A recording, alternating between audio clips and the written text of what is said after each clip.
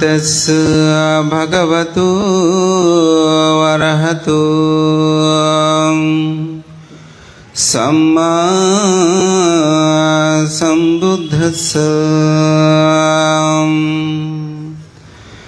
धम्मं सुचरितं शरीरनतं दुःसरितं शरीरं धम्मसरिसुखं सेति अस्मिन् लोके परं हि एतेन सत्सवज्येन होतु ते जयमङ्गलं ते।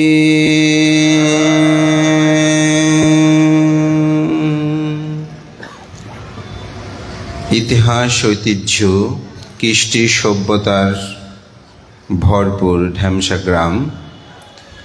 এই গ্রামেরই একমাত্র প্রতিষ্ঠান স্বধর্ম বিকাশে ঢেমসা শাক্যমুনি বিহার। এই বিহারই শুভ ফাল্গুনী পূর্ণিমাকে উপলক্ষ করে বহু বছর ধরে চলমান শাক্যমুনি ঢেমসা শাক্যমুনি মেলা তথা ফাল্গুনী মেলা উপলক্ষে আজকের এই মহতী দ্বিতীয় পর্বের পুণ্যময় অনুষ্ঠানের পরমারাধ্য মাননীয় সভাপতি, এই গ্রামেরই জন্মজাত সাঙ্গিক ব্যক্তিত্ব, পরম শ্রদ্ধেয় মেরুলবাড্ডা আন্তর্জাতিক বৌদ্ধ বিহারের বিহারাধ্যক্ষ ভদন্ত বুদ্ধানন্দ মহাতের মহোদয়, অনুষ্ঠানের প্রধান অতিথি আমার পরম শ্রদ্ধেয় বরহাতীয় বুদ্ধিনিকেতন বিহারের বিহারাধ্যক্ষ শ্রদ্ধেয় শুদ্ধানন্দ মহাতের মহোদয়, অনুষ্ঠানের সদ্ধর্মদেশক সাতকান লোহাগড়া ভিক্ষু সমিতির সুযোগ্য সাধারণ সম্পাদক প্রিয়ভাজন আনন্দস্থবীর, এই গ্রামে জন্মজাত সাঙ্গিক ব্যক্তিত্ব সারানন্দ ভিক্ষু AA, উপস্থিত মুছেদিয়া জ্ঞান বিকাশ বিহার অধ্যক্ষ ধর্মতিলক ভিক্ষু, আজকের অনুষ্ঠানের বিকালবেলার স্বাগত ভাষক, বিশিষ্ট রাজনীতি ব্যক্তিত্ব, বিশিষ্ট সমাজকর্মী, গ্রামেরই জন্মজাত ব্যক্তিত্ব বাবু সুগত প্রিয় বড়ুয়া, এবং আজকে যার উপস্থিতিতে আমরা অত্যন্ত আনন্দিত, এই গ্রামেরই জন্মজাত বিশ্ব বৌদ্ধ চিন্তাবিদ, বৌদ্ধ তত্ত্ববিদ, ঢাকা বিশ্ববিদ্যালয়ের যিনি স্বনামধন্য জাতীয় অধ্যাপক সদস্য, আমার পরম হিতৈষী কল্যাণকামী প্রফেসর ডক্টর সুকোমল বড়ুয়া সহ আমার জন্মতীর্থ শিলকাটা গ্রামেরই বিশিষ্ট রাজনীতিক ব্যক্তিত্ব বাবু শ্যামল বড়ুয়া সহ এই গ্রামের সকল গুণীজন, মাননীয় মহান ভিক্ষু সংঘ, সংঘের প্রতি বিনম্র চিত্তে শ্রদ্ধা অর্ঘ্যবন্দনা নিবেদন করছি। আপনাদের সকলের প্রতি মৈত্রী চিত্তে পুণ্যদান আশীর্বাদ জ্ঞাপন করছি। আমি অত্যন্ত আনন্দিত উদযাপনী পরিষদ তথা ঢেমসা পল্লী মঙ্গল সমিতি, যার সামাজিক কোনো গ্রামভিত্তিক সংগঠন 120 বছর আমার চোখে এখনো পড়ে নাই যে দীর্ঘ সময় এই গ্রামভিত্তিক ঢেমসা পল্লী মঙ্গল সমিতি এতদিনকার চলমানতা, এটা আমাকে খুব অভিভূত করেছে। আমি জেনে অত্যন্ত সমৃদ্ধ হলাম এবং মেলাকে মধ্যখানে ঝিমিয়ে পড়া, সেটাকে আবার পুনঃজাগরণে আজকের মঞ্চসজ্জার অলঙ্কারিত্বে আমাকে খুবই অভিভূত করেছে এবং যেখানে ঝিমিয়ে পড়ছে সেখানে পুনঃজাগরণের যে একটি প্রচেষ্টা, এটাকে আমি সাধুবাদ জানাই এবং সবাইকে আরও জাগ্রত হওয়ার জন্য আশীর্বাদ ও পুণ্য দান করছি। আমি মূল আলোচনায় যাওয়ার পূর্বেই আজকের স্মারক, এখানে সংবর্ধনা স্মারক গ্রন্থটি আমাদের হাতে প্রদান করেছেন। আপনারা এটা দেখেছেন অনেকেই। আমার হাতে বাংলাদেশের অনেক স্মারক গ্রন্থ, স্মরণিকা অনেকগুলো আমার হাতে আমি পেয়েছি আমার দীর্ঘ সাংঘিক জীবনে। কিন্তু এত গুণী মানুষের বাণী, অভিনন্দন, অভিমতই প্রশংসায় সমৃদ্ধ বুড়ো বৌদ্ধদের কোনো গ্রন্থ আমার হাতে পড়ে নাই। তো এটাই প্রকৃত যে আমরা অনেক সময় আমাদের মানুষদেরকে আমরা উপলব্ধি করতে পারি না। এটা হচ্ছে আমাদের জীবনের সবচেয়ে দুর্ভাগ্য। শিলানন্দ ভান্তে কি এটা এ গ্রাম অথবা নারীচ্চা পুটিবিলা এটা বুঝতে পারবে না, কারণ ওনাদের মনে থাকবে শিলানন্দ আমার ভাই, আমার অমুক, আমার সমুক, এটাই থাকে। তো ডক্টর সুকোমল বড়ুয়া কি এটা আমরা জানি না, কারণ তিনি যখন এখানে আসেন তার বয়োজ্যেষ্ঠ একজন সাধারণ মানুষকে যখন তিনি পা ছুঁয়ে নমস্কার করে বা হাত জোর করে নমস্কার বলে, তখন তো তার মূল্যায়নটাকে আমরা বুঝতে পারি না। কিন্তু যখন হাজার হাজার ছাত্র, জাতীয় রাজনীতিবিদ তারা যখন শিক্ষক হিসেবে হাত তুলে ওনাকে সালাম করে নমস্কার করে, তখন বুঝে যায় তিনি কেমন। আবার অনেক সময় বুঝি না, সেটা হচ্ছে মান এবং অহংকারিত্ব। আমি আমার জীবন গবেষণায় আমি যেটা দেখেছি, আমাদের সাতকানিয়া লোহাগাড়া নয়, পুরো দক্ষিণ চট্টগ্রামে, সমগ্র বাংলাদেশে যদি বলি, যদি 5টা গ্রাম শিক্ষা দীক্ষায় অর্থে বৃত্তি সর্বদিকে সমৃদ্ধ এবং ঐতিহাসিকগতভাবে, তাহলে কিন্তু ঢেমসা গ্রাম অন্যতম। এখানে সাধক মনীন্দ্রজি বিশ্বখ্যাত, এগুলো এবং তাদের জীবনাচরণগুলো যদি আপনি উপলব্ধি করেন, কেমন প্রতচরিত, যেখানে তারা পূজিত হয় আমেরিকাতে, পূজিত হয় ভারতবর্ষে, এরকম বহু পণ্ডিত গুণী জন্মতীর্থ এই। এবং এখানে বসে বসে ভাবছিলাম যে একটা প্রবাদ আছে, ছোটোখাটো চাইন্ডা ঠাকুর এত বুদ্ধি জানে, রোসঙ্গর মহামণি পাহাড় তলে আনে, কদলপুরে আনে। তখন কদলপুর পাহাড়তলি ছিল। তো এই কথাটা বলাটা কারণ, এটি প্রতিষ্ঠিত হওয়ার পর মহামণি, সেই পাহাড়তলি মহামণি গ্রাম অতীব সমৃদ্ধ হয়। আমি এখানে বসে বসে ভাবছিলাম, এই শাক্যমুনি বুদ্ধ প্রতিবিম্ব যখন এই গ্রামে এসে প্রতিষ্ঠা করেন, আমার মনে হয় এই গ্রামের একটি মহা পরিবর্তন হয়েছে। বেতাগী সাগর বুদ্ধ পাওয়ার পর বেতাগী গ্রামের অর্থবিত্ত, শিক্ষা দীক্ষায় অসাধারণ পরিবর্তন আসে। এরকমভাবে যদি আপনি চিন্তা করেন, সাতবাড়িয়া ব্যাপারী পাড়া, সাতবাড়িয়া দেনজি পাড়া আমরা যেটা বলি, ওখানে দেখবেন বার্মা থেকে আনিত বুদ্ধ প্রতিবিম্বগুলো যখন স্থাপন করে, যখন এখন একটা জাতি আছে, অসাধারণ জাতি মানে তৈরি করা হয়েছে, তৎকালীন সময়ে এটা দেখার জন্য মানুষ আসতো। এভাবেই যেখানে বুদ্ধ ধর্মের জাগরণের জন্য এই পবিত্র স্থানগুলো থেকে একটা জাগরণ সৃষ্টি হয়েছে, বুদ্ধ প্রতিবিম্ব প্রতিষ্ঠা হয়েছে, তখনই কিন্তু এটার পরিবর্তন হয়েছে। শীলবান গুণবান ভিক্ষু সংঘের যখন আবির্ভাব হয়, সে গ্রাম সমৃদ্ধ হয়। আমি আরেকটা উদাহরণ বলবো, আমার জন্মতীর্থ শিলঘাটা গ্রাম। আমার গুরুদেব বিদর্শনাচার্য শ্রদ্ধেয় রত্নপ্রিয় মহাস্তব মহোদয়, তিনি যখন থেকে আমাদের গ্রামে আগমন ঘটে, আমাদের একতা, ঐক্যতা, শিক্ষা দীক্ষা, সংস্কৃতি, অর্থনৈতিক সর্বদিকে একটি বিশাল বিপ্লব ঘটে। এজন্য শীলবান গুণমানের আবির্ভাব। তো আমি মনে করি এটাকে ধরে রাখা আমাদের অত্যন্ত গুরুত্বপূর্ণ। মহাকারণিক তথাগত বুদ্ধ জীবন দর্শনে তিনি যখন 29 বছর বয়সে অবিনিষ্ক্রমণ করেন অর্থাৎ গৃহত্যাগ করেন, তারপর তিনি বুদ্ধ হলেন, জগৎ খ্যাত হলেন। কিন্তু পিতা শুদ্ধোদনের মনোবাসনা হতো প্রায় সময়, আমার পুত্রকে আমি কেমন করে দেখিব।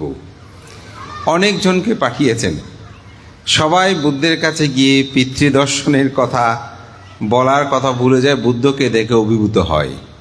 তার 32 মহাপুরুষ লক্ষণ দেখে যখন বুদ্ধ বলে প্রভু জেনেবে কিনা, তখন তারা রাজা শুদ্ধোদন যে তাদেরকে প্রেরক হিসেবে পাঠিয়েছেন বলার জন্য যে আপনার পিতা আপনাকে দেখতে চায়, আপনি কপিলবস্তু নগরে আগমন করুন, সেটা তারা বলতে ভুলে যায়। বুদ্ধের ধর্ম কথা শুনতে শুনতে তারাই প্রভুজিত হয়ে যায়। কিন্তু তার একজন বিশ্বস্ত কালুদায়ী তাকে শেষ পর্যন্ত প্রেরণ করেছিল। কালুদায়ী গিয়েও সেও বুদ্ধের দর্শন দেখে ধর্ম কথা শুনে সেও বিমুগ্ধ হয়ে যায়, ভিক্ষু জীবন গ্রহণ করে। একদিন সুযোগ বুঝেই বলছেন, আপনি তো বুদ্ধ হয়েছেন, জগৎ পূজ্য হয়েছেন, আপনার পিতাকেও আপনাকে দেখতে যায়। তখন এই কালুদায়ীর আহ্বান, পিতৃ আহ্বান শুনে তিনি 20,000 ভিক্ষু সঙ্গ নিয়ে এই কপিলাবস্তুতে গমন করেছিলেন। চারিদিকে উৎসবে রব। রাজকুমার সিদ্ধার্থ ফিরে এসেছেন, তিনি এখন জগৎপূজ্য, যেদিকে যায় সহস্র মানুষের তাকে কলধ্বনিতে মুখরিত। তার এই উৎসব আয়োজন দেখে রাজপ্রাসাদের বাতায়নে দাঁড়িয়ে তার সে সিদ্ধার্থ জীবনের স্ত্রী সেই গোপা দেবী, তিনি বাতায়নে দেখছেন এই রাজপুত্র সিদ্ধার্থ কীভাবে পথে পথে প্রান্তে তিনি ভিক্ষা হাতে নিয়ে পিণ্ডচারণরত আছেন। খুশি হলেন, আবার তিনি ব্যথিত হলেন যে রাজপুত্র সিদ্ধার্থের কোনো কিছু অভাব আছে, তিনি কেন পথে পথে ভিক্ষাচারণ করবেন। তার পুত্র রাহুল জিজ্ঞাসা করছে, মা উনি কে, ওনাকে কেন এভাবে পূজিত করছে, এই যে সহস্র ভিক্ষুগুলো কে? বোঝে এখানে তোমার পিতা আছে। আমার পিতা? এত ভিক্ষু সঙ্গের, এত সন্ন্যাসীর মাঝে আমার পিতাকে? তখন তিনি 9টি গাথা, সেখানে নরসিংহ গাথা বলা হয়, সেখানে তিনি তার পিতার 32 মহাপুরুষ লক্ষণ বর্ণনা করেছিলেন, ইনি হচ্ছে তোমার পিতা। এবং তিনি রাজা শুদ্ধোদনকে ডাক পাঠালেন, দেখুন দেখুন পিতুন, আপনার পুত্র এই রাস্তার ধারে দাঁড়িয়ে তিনি ভিক্ষা করছে, এটি কি শোভা পায়? আপনি দ্রুত যান, তাকে নিষেধ করুন, সসম্মানে রাজপ্রাসাদে নিয়ে আসুন। রাজা শুদ্ধোদন গেলেন, গিয়ে বলছেন, হে পুত্র, তুমি তো আমার বংশের মর্যাদাহানি করেছ, আমাকে ফেলে তো তুমি চলে গিয়েছ, আমার এ বিশাল রাজপ্রাসাদ তুমি পরিত্যাগ করেছ এবং রাজবসন পরিত্যাগ করেছ। দীর্ঘকাল সময় তুমি আমার চোখের সম্মুখ থেকে দূরে ছিলে, বহুকাল পরে ফিরে এসেছ। আসার পরেও কেন তুমি আমাকে এত অপমানিত করছো, আমাকে কেন এত লাঞ্ছিত করছো?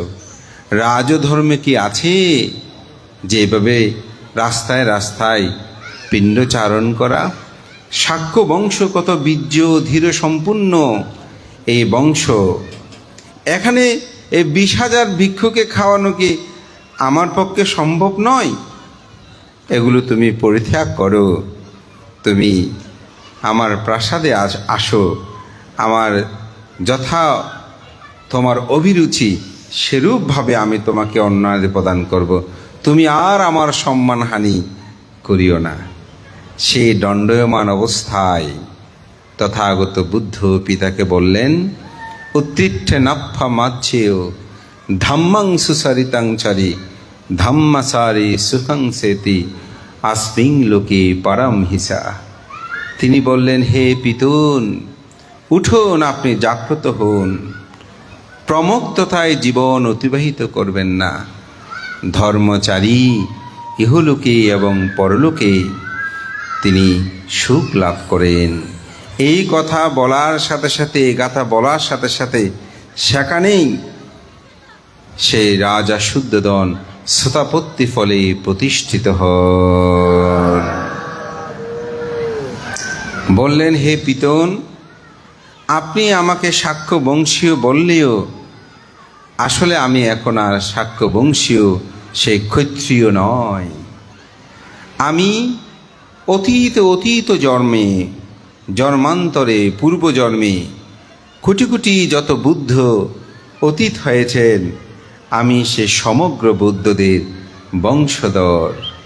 আমি আর শাক্য বংশর আমি বংশিত নয়, আমার বংশ হচ্ছে বুদ্ধ বংশ। তখন তাকে সেখানেই ফাং করলেন, ঠিক আছে, আপনি আমার ফাং গ্রহণ করুন, আপনি রাজপ্রাসাদে ফাং। তিনি সেই ফাং গ্রহণ করে রাজপ্রাসাদে গেলেন। তিনি যখন সেখানে গমন করলেন, সবাই এসে বন্দনা অর্ঘ্য নিবেদন করতে শুরু করলেন, কিন্তু সবাই আসলেও গোপাদেবী তথা যশোদারা সে কিন্তু আসলো না। তখন সবাইকে দেখেই তিনি জিজ্ঞাসা করলেন, সবাই তো এসেছে, যশোদারা আসেনি কেন? তখন এক দাসী বললেন, আমি ওনাকে বলেছিলাম আসার জন্য, কিন্তু তিনি বলেছেন যে রাজকুমার সিদ্ধার্থ যখন গৃহত্যাগ করেছিল, আমি যখন জেনেছি তিনি সমস্ত মাল গন্ধ বিলোপনাদি পরিত্যাগ করেছেন। অর্থাৎ রাজার পুত্রগণ তো গলায় অনেক স্বর্ণ অলঙ্কার রূপাদি পরিহিত থাকেন, আমি যখন শুনেছি তিনি সেগুলো পরিত্যাগ করেছেন, আমি সেদিন সেগুলো আমার গলায় যা ছিল আমি তা পরিত্যাগ করেছি, আজ অবধি আমি তাহা পরিধান করি নাই।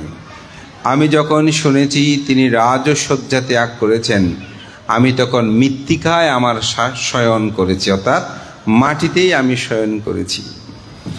আমি যখন জেনেছি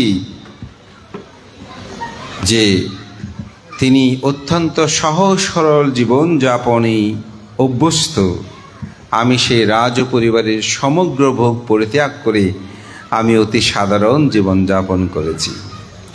তিনি যেমন এই রাজপ্রাসাদ ত্যাগ করে তিনি চলে গিয়েছেন, এই দীর্ঘ 6 বছরের অধিক কাল সময় আমিও আমার পিতৃলয় থেকে যখন আমাকে বলেছিল তোমাকে ছেড়েই যখন রাজকুমার সিদ্ধার্থ চলে গিয়েছেন, তুমি এ প্রাসাদ ছেড়ে তুমি চলে এসো, তোমাকে অন্যত্রে আবার পাত্রস্থ করব, আমি সেদিন থেকে আজ অবধি সেখানে আমার পিতৃলয়ে আমি গমন করি নাই, তাদের মুখ পর্যন্ত আমি দেখি নাই। কেন তারা আমার পতির প্রতি এরূপ বিরূপতা করল? যদি আমার ভালোবাসা সত্য হয়, আমার শ্রদ্ধা যদি সত্য হয়, তিনি আমাকে দেখতে আসবেন।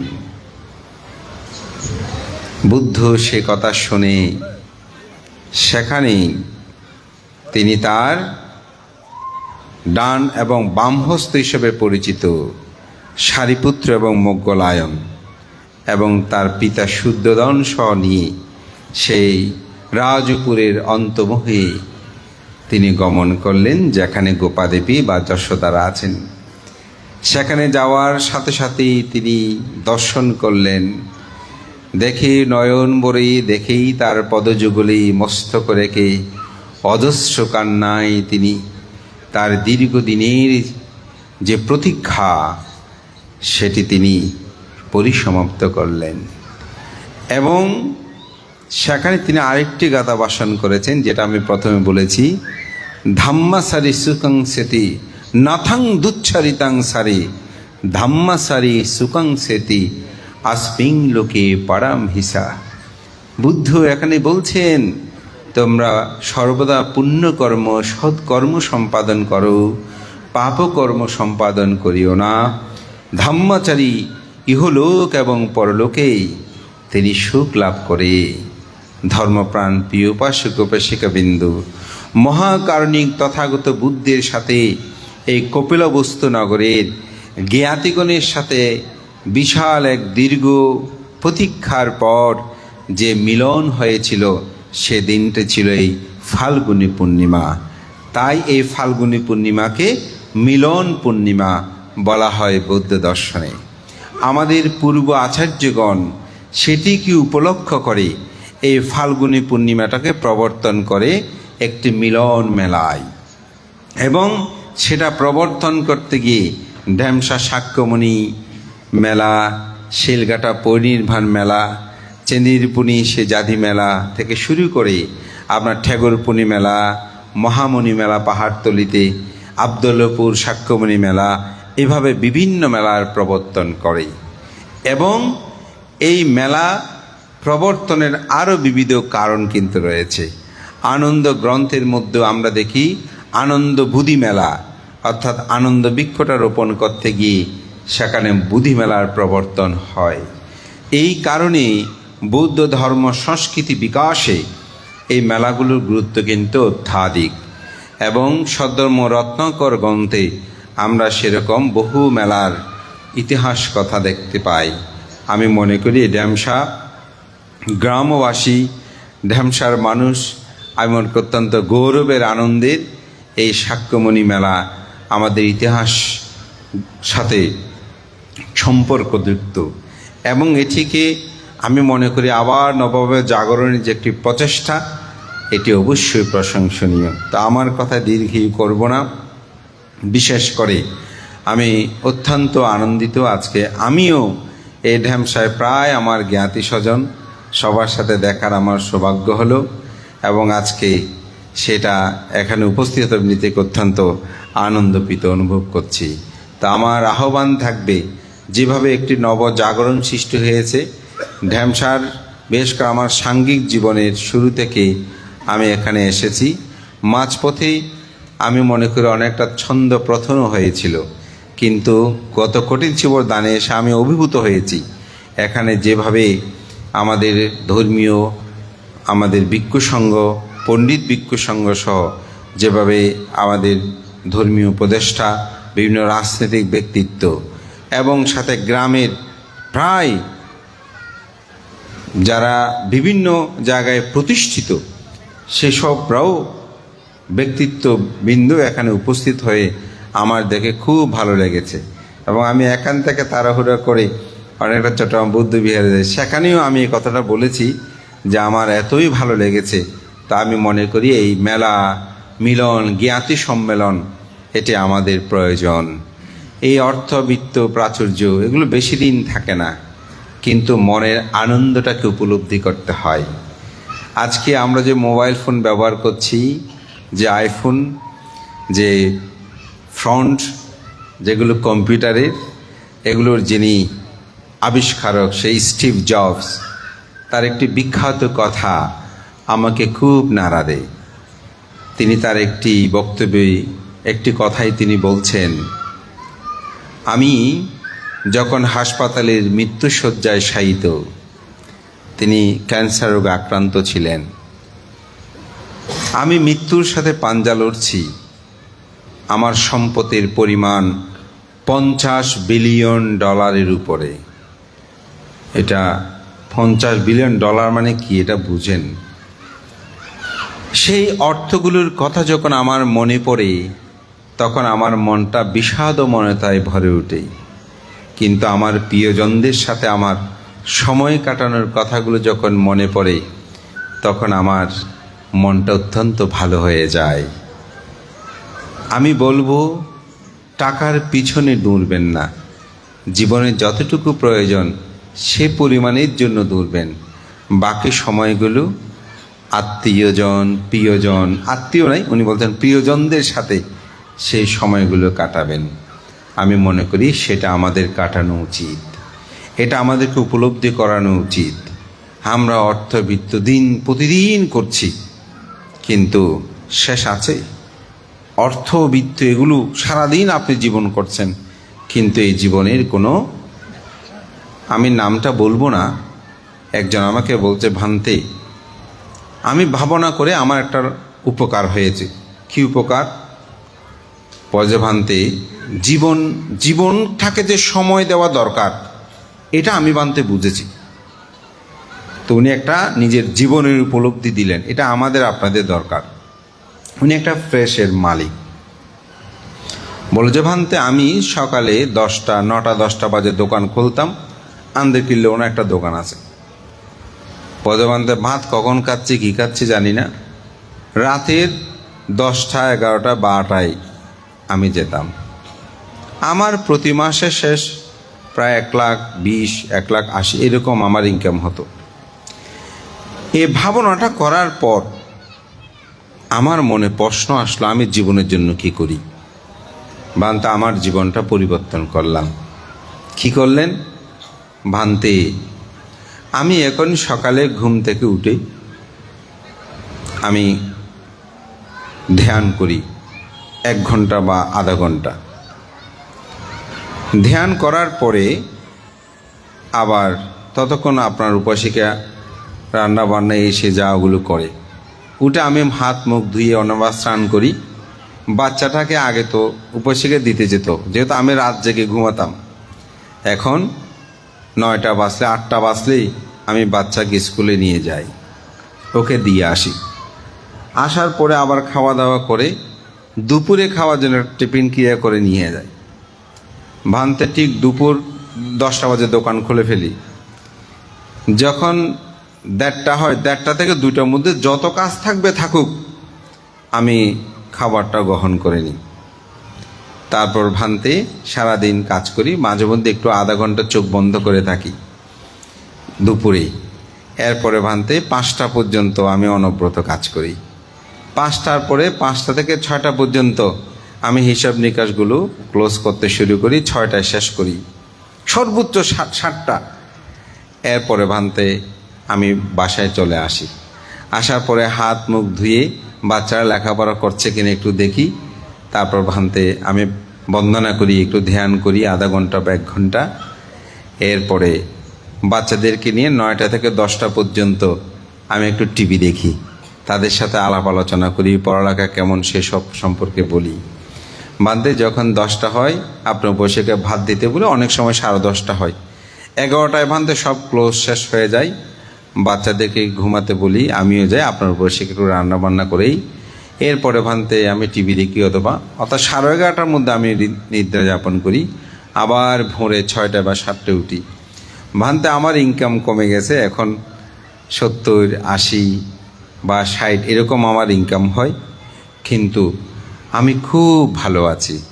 আমার ছেলে মেয়েদেরকে আমি সময় দিতে পারি, আমার স্ত্রীকে সময় দিতে পারি, আমার আত্মীয় স্বজনের অনুষ্ঠান মালাগুলোতেও আমি যেতে পারি। আগে বিয়ের নিমন্ত্রণ করতো যে আসতে 11টায়, যেতে পারতাম না, আপনার উপাসিক অনেক ঝামেলা করত।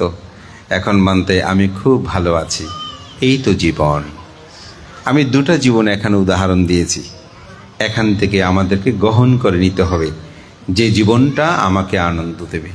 আপনি এত পরিশ্রম করে কি হবে আপনি যদি মানসিক সুখে না থাকেন? এই জন্য জ্ঞাতি ধর্মতা এটা রক্ষা করবেন। আজকের এই মিলন মেলায় আমাদের একে অপরের সাথে দেখা হয়েছে। তো আমার পরম হিতৈষী কল্যাণ মিত্র, আমাকে যিনি ডক্টরেট প্রদান করবেন বলা যায়, যে প্রফেসর 21শে পদক প্রাপ্ত ডক্টর সুকোমল বড় মহোদয়, তিনি বলতেন, ভান্তে আমি তো খুব ব্যস্ত, তবুও গ্রামবাসী আমাকে বলছে, তো আমি যাব। আপনি অফিসিয়াল আজকে উনি বলেছেন কালকে আমার ভাইয়ের পরীক্ষা আছে, এরকম ভান্তে ওখানে শেষ করে আমি আমার খুব ভালো লেগেছে। এবং আজকে এখানে চিঠিতে ওনার কোনো নাম নাই, কিছু নাই, তাই না? কিন্তু তিনি তবুও এসেছেন। এই সাধারণ মানুষগুলোই পৃথিবীতে অসাধারণ হতে পারে। এটা কি জন্য এসেছেন? গ্রামের প্রতি ভালোবাসা। ওনাকে তো আনার জন্য কেমন কেমন করে সেটা আমি জানি। মাঝে মধ্যে আমাকে বলে, বান্তে আপনার সাথে যোগাযোগ আছে অমুকের সাথে, আপনার এলাকার মানুষ একটু বানতে বলেন না। তো আমি মনে করি যে উনি এমনিতেই এখানে আসেন, এটাই হচ্ছে তার বিশালত্বতা। এবং তিনি তার জীবনাদর্শনে তিনি অনেক কাজ করেছেন। আজকে ঢাকা আন্তর্জাতিক বৌদ্ধ বিহার, এটা শুধু ঢাকার জন্য না, আমাদের সংগ্রাসনিকের জন্য। যেহেতু আমি বাংলাদেশ সংগ্রাম বিক্ষোভ মহাসভার একজন প্রাক্তন সম্পাদক, আমাদের নেতৃত্বের জন্য, আমাদের প্রতিনিধিত্বের জন্য এই প্রতিষ্ঠানটা ছিল অনন্য। এবং এটার সে প্রতিষ্ঠাতা অধ্যক্ষ, সে পরম পুণ্যপুরুষ শান্তপদ মহস্তবীর মহোদয়, এবং তার সাথে অনন্য নামেই যিনি জড়িত, এ ডক্টর প্রফেসর সুকোমল বড়ুয়া মহোদয়। এটা আমাদের গর্ব, এটা আমাদের আনন্দ। সেখানে আজকে সেই শুরুর থেকে যিনি এখনও স্মৃতিচিহ্ন হয়ে ব্যক্তি হিসেবে আছেন, সেটাতে শ্রদ্ধেয় বুদ্ধানন্দ মহস্তবীর মহোদয়। সেই তিনি প্রতিষ্ঠা লগ্ন থেকে, বাসা ভাড়া থেকে সেখানে ছিলেন, এখনও তিনি আছেন। তো এটা কার কারণে? এটাও সুকুমল বাবুর কারণে বলা যায়, সম্প্রীতি ভবনে যেটা। এবং 5 আগস্টের পরে যে সম্প্রীতি ভবন, এটা 5 তলা, বোধহয় 4 তলা হয়ে গেছে, 6 তলা হয়ে গেছে, আমি তো শুনেছি। তাহলে চিন্তা করে দেখেন, এভাবে কাজ করছেন। তা আমি মনে করি আজকেও এখানে যে স্যাক বিতরণ, এটা যেহেতু অনলাইন, আমি বেশি কিছু বলছি না, তবে এইটুকু শুধু বলবো যে এখানেও গ্রামের প্রতি যে আন্তরিকতা, গ্রামের প্রতি যে প্রীতি, এটি অবশ্যই যারা কাজ করছেন তাদের প্রতি আমাদের মূল্যায়ন হওয়া উচিত। এটি তিনি যখন এখানে বক্তৃতায় হঠাৎ মাথায় হাতটা দিয়েছেন, আমি নিজেই খুব লজ্জিত হয়েছি। সত্যি আমরা একজন গুণীকে অনেক সময় গুণী পূজা করতে পারি না। তারা সমাজ সধর্মের জন্য কিভাবে কাজ করছেন, তার লিখিত গ্রন্থগুলো আমাদের এখনও, যখন আমরা কোনো আর্টিকেল লিখি, প্রবন্ধ লিখতে যাই, বই লিখতে যাই, তখন রেফারেন্স হিসেবে সেগুলো দিতে হয়। তাহলে চিন্তা করে দেখেন তারা কত সমৃদ্ধময়। এবং বাংলাদেশে 21 পদক কয়জন আছে? আমাদের এই সাতখানি লহগড়ায় আর আছে বলেন তো? দক্ষিণ চট্টগ্রামেও নাই। তাহলে চিন্তা করে দেখেন, তিনি তার গৌরবে কি হয়েছি, আমরা গৌরবান্বিত হয়েছি। এটি আমাদেরকে ভাবতে হবে। আমি এখানে, আপনারা জানেন আমার দেশনায় সাধারণত আমি বেশি কাউকে বেশি প্রশংসা করি না, আমার দেশনা ধর্মভিত্তিক হয়। কিন্তু আজকে যেহেতু জ্ঞাতি সম্মেলন, তাই আমি একটু করে বলছি যে আমাদের জ্ঞাতির প্রতি জ্ঞাতির এই আন্তরিকতাগুলো থাকতে হবে। আমার পবিত্র ভিক্ষু জীবনে আমি যখন একেবারে, হয়তো এখন যেখানে যাই দেশক হিসাবে, কিন্তু আমার যখন একটু একটু আমি দেশনা করছি, তিনি একদিন আমার দেশে আমাকে কীভাবে উৎসাহিত করেছেন। এবং তিনি বলতেন, সাতকানিয়ার আপনি সন্তান, এভাবে উঠতে হবে, এভাবে করতে হবে। এই উৎসাহবোধ এটা আমাকে এখনও প্রেরণা দেয়। এবং আমার এমপিলে যে আমি ডিগ্রি লাভ করেছিলাম, আমাদের দেশ সাধারণত এমপিল ডিগ্রিটা মানুষের কম বুঝে, এটাও কিন্তু একটা ডিগ্রি পিএইচডির আগে। তখনও তিনি আমার একজন পরম হিতৈষী কল্যাণ মিত্র, তখনও তিনি আমার সুপারভাইজারের তিনি দায়িত্ব বা আমার বইয়ের মূল্যায়ন করেছেন। তো আমি এটাই বলছি, একজন আপনজন থাকলে আপনালয়, এটা যে কত গর্বের, এটা অনেকে হয়তো উপলব্ধি করতে পারবে না। আজকে এই গ্রামের 2জন ট্রাস্টি, আমাদের রাজীব বাবু, তিনিও ট্রাস্টি। একটা ট্রাস্টি পাওয়া কঠিন, এখানে তত্ত্বাবধায়ক আবারও 2জন ট্রাস্টি। পূর্বে তিনি ভাইস চেয়ারম্যান ছিলেন। আমি মনে করি এগুলো আমাদের দরকার। এখানে আমাদের একজন প্রাক্তন চেয়ারম্যান, উনি আছেন, আমাদের সুগত বাবু, ওনারা বান্দরবানে নেতৃত্ব দিচ্ছেন। আমার গুরুভান্তের যে প্রতিষ্ঠান, সেখানে তিনি সম্পাদক হিসেবে আছেন। তা আমি মনে করি এভাবেই যারা সমাজ সধর্মের জন্য কাজ করছেন, এটা আমাদের সবাইকে কিন্তু উপলব্ধি করতে হবে এবং তাদের প্রতি মূল্যায়ন, আপনালয়ের আসলে মূল্যায়ন, এটা আলাদা ভালো লাগে। আমাদের এশিয়ার প্রথম ডিলিট ডক্টর BM বড়ুয়া, তার একটি অভিভাষণে সে কথাটা বলেছেন যে আমার আপনালয়ের, আমি দেশে বিদেশে বহু সম্মান লাভ করেছি, কিন্তু আপনালয়ের সম্মান এটিই তুলনা করা যায় না। তাই সবাই আমরা সেটা কামনা করি। আজকে আমার দুপুরেই একটা একক বিনয় বিষয়ে আমার ধর্মদেশনা ছিল, বিষয়ভিত্তিক আলোচনা। তো আমি ফাংটা ছিল আসলে আগামীকালের জন্য, তিনি ডেটটা পরিবর্তন করাতে আমার সুযোগ হয়েছে। বললাম তুমি তো ফাং করেছো, আমাকে 4 তারিখ এখন 3 তারিখ আনলেও হবে না। আমি শ্রদ্ধেয় শিলানন্দ ভান্ত এবং অভয়বাবুকে কথা দিয়ে ফেলেছি, এখন আমার পক্ষে আর এটা সম্ভব নয়। তো এটা আগ্রহটাও ছিল যে আমার জ্ঞাতিগণকেও আমি দর্শন করব, তাদেরকে দেখব। তা আমি অত্যন্ত আনন্দিত হয়েছি। ড্যামসার মধ্যে একটি জাগরণ হচ্ছে, এখন আপনার জ্ঞাত সবাই উপস্থিত হচ্ছেন, এই এত দীর্ঘ সময় পর্যন্ত সবাই বসে আছেন। শ্রদ্ধেয় সভাপতি প্রমুখ সঙ্গের প্রতি বন্দনা জানিয়ে এই পবিত্র মাটিতে যেসব পুণ্য পুরুষ এই গ্রামকে, সমাজকে, এই সধর্মকে বিকাশে যারা অনন্য ভূমিকা প্রতিপালন করেছেন এবং এই শাক্যমণি মেলার যারা প্রবর্তন করেছিলেন, জ্ঞাতি সম্মেলনের আয়োজন করেছিলেন, আমি বলবো তাদের প্রুতচরিতের প্রতি বিনম্র শ্রদ্ধা অর্ঘ্য বন্দনা নিবেদন করে আপনাদের মধ্যে আরও গুণী উৎপন্ন হোক, সেজন্য শীলবান হতে হবে। মা বাবারা পঞ্চশীল রক্ষা করে চলবেন, সকাল সন্ধ্যা বন্দনা করবেন, ছেলে মেয়েদেরকে দেখভাল করবেন। দেশে বিদেশ দেখান থেকে আসবেন, একটু এসে ভান্তের সাথে দেখা করবেন, বন্দনা করবেন। ঢাকা শহর মুখ থেকে আসলেই ভিক্ষু সংঘদের সাথে একটু যোগাযোগ রাখবেন, তাদের খবরাখবর নেবেন। অনেক সময় অনেকে আসলে বিহারেও আসে না, বিদেশে থেকে আসছে মা বাবা দেখে চলে যায়। শুধু মা বাবার জন্য বিহারেও দেখতে হয়, ভিক্ষু সংঘকে দেখতে হয়, তাদের খোঁজ খবর নিতে হয়, তাদের প্রতি দায়িত্ব কর্তব্যবোধ পালন করতে হয়। তাতেও ভান্তেদের মধ্যে আনন্দ উৎপন্ন হয়। তা আমি মনে করি এই গ্রামের মানুষ, ঢাকা বলেন, চট্টগ্রাম, বিভিন্ন দেশে, এবং আজকে আমার খুব ভালো লেগেছে পশ্চিমবঙ্গের কথা বলেছেন, যারা সেই ধর্মাঙ্কুর থেকে শুরু করে অনেক কাজ করেছেন, এগুলো অতুলনীয়। আসলে এই গ্রামের একটি সমৃদ্ধ ইতিহাস আগামীতে আপনারা লিপিবদ্ধ করুন। অনেকে হয়তো, বিশেষ করে পশ্চিমবঙ্গেরগুলো সবাই জানবে না। তো সেই জন্য আমাদের প্রফেসর ডক্টর সুকোমল বাবুকে বলবো, আপনি এই বিষয় নিয়ে একটি সমৃদ্ধময় প্রবন্ধ অথবা গ্রন্থ রচনা করেন, যেখানে গ্রামের ইতিহাসগুলো যেন জেনে আমাদের আগামী প্রজন্মগুলো জাগ্রত হয়।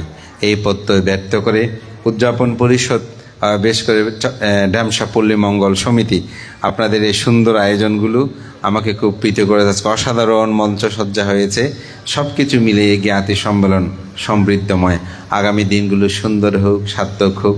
আবারও শ্রদ্ধেয় ভিক্ষু সংঘের প্রতি বন্দনা জানিয়ে আপনাদের কৃতজ্ঞতা জানিয়ে আমার ধর্মদেশনা সহ কিছু স্মৃতিকথা, উপদেশ কথা এখানে শেষ করছি। জগতের সকল প্রাণী সুখী হোক।